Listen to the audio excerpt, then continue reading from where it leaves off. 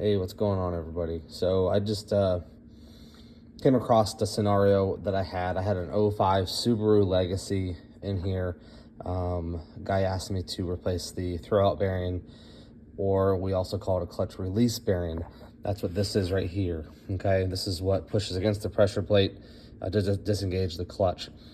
So what happened was that he brought me a bearing that came with the clutch kit that someone had put in a while back. Well, when I went to put this on, it wouldn't fit over the snout. Okay, so the bearing that came with that kit wouldn't fit. So what I noticed was it had what we call a repair sleeve over the snout of the transmission, and it looked like this. Okay, this basically just goes right over the snout of the transmission, and it's about a quarter of an inch. Makes it about a quarter of an inch bigger than original, and it just sets with 2 set screws.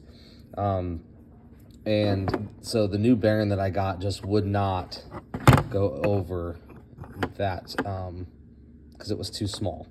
So what we did was I ended up finding out that the sleeve was put on as a preventative measure, and there was nothing actually wrong with the snout on the transmission.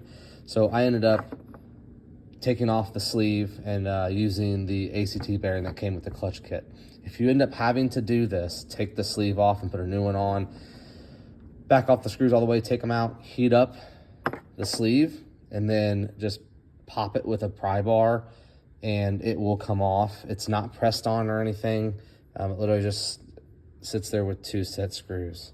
So if you come across this, and this was a Subaru, it's very common for the snouts on the transmission to get damaged over time just from this bearing constantly going in and out on that transmission. So if you do have one where it won't fit, check out, see if it has a sleeve on it.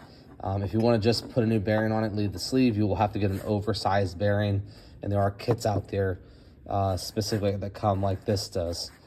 This is a Clutch Max Pro that I gotten just in case off Amazon. It actually seems to be a pretty decent